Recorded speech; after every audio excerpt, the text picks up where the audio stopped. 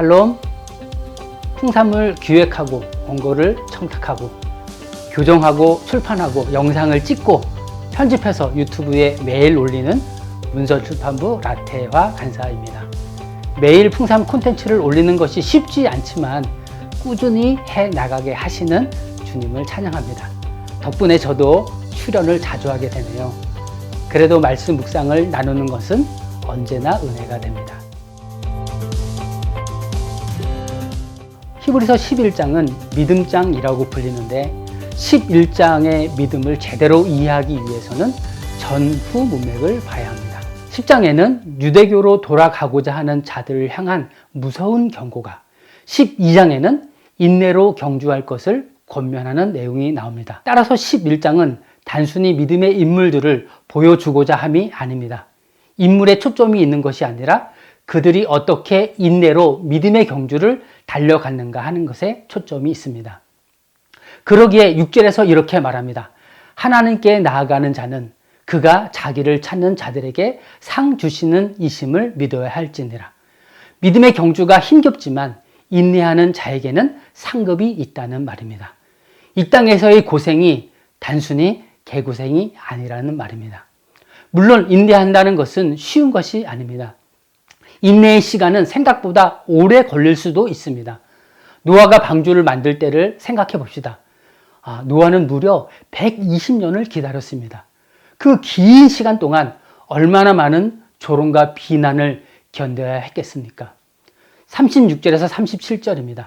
어떤 이들은 조롱과 채찍질 뿐 아니라 결박과 옥에 갇히는 시련도 받았으며 돌로 치는 것과 톱으로 켜는 것과 시험과 칼로 죽임을 당하고 양과 염소의 가죽을 입고 유리하며 궁핍과 환난과 학대를 받았으니 이들은 모두 인내로 소망이 이루어질 것을 확신했습니다. 그렇기에 그들은 견딜 수 있었습니다. 믿음이 곧 인내입니다. 히브리서가 쓰여질 당시는 이미 네로의 박해가 시작된 후였습니다. 기독교가 유대교의 한 종파에서 벗어나서 사람들에게 급속도로 퍼져가고 있었기에 유대교뿐만 아니라 로마 정부로부터도 박해의 대상이었습니다. 그렇기에 유대교에서 기독교로 개종한 이들은 불안에 떨고 있었고 이미 개종자 중에는 유대교로 돌아간 자들이 생겨났습니다.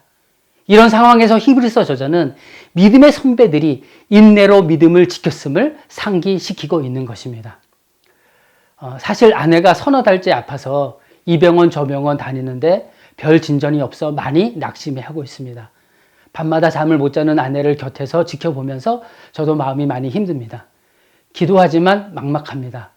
다시금 정상적인 생활을 할 수 있을까 하는 절망이 엄습해 오곤 합니다. 그런데 오늘 말씀을 보면서 인내하자고 다짐해 봅니다. 쉽게 낙심하지 말자고 스스로 독려해 봅니다. 예수님은 38년 된 병자도 낫게 하신 분이라는 사실을 믿고 주님을 기대하자고 결심해 봅니다. 하나님은 자기를 찾는 자들에게 상 주시는 분이기 때문입니다. 풍삼 독자 여러분은 어떤 믿음의 인내를 하고 있습니까? 앞이 보이지 않습니까? 열심히 수고하는데 결과가 나오지 않습니까? 나만 힘든 일을 겪고 있다고 생각하지는 않습니까? 양심껏 사는 것으로 인해 오히려 손해를 보고 있지는 않습니까? 아무리 복음을 전해도 회심하는 이가 없어 낙심이 됩니까? 숨모임하는 순원들이 달라지지 않아 실망이 됩니까? 홀로 고독한 싸움을 싸우고 있습니까? 오늘 인내로 믿음의 경주를 달려간 히브리서 11장의 선배들을 생각해 봅시다. 노아와 아브라함을 비롯한 믿음의 선배들이 이미 그 길을 걸어갔습니다. 돌에 맞고 결박을 당하고 옥에 갇히고 궁핍하고 학대를 받는 중에도 소망의 눈빛을 잃지 않았던 그들을 생각하며 오늘도 인내하는 하루가 되기를 바랍니다. 샬롬.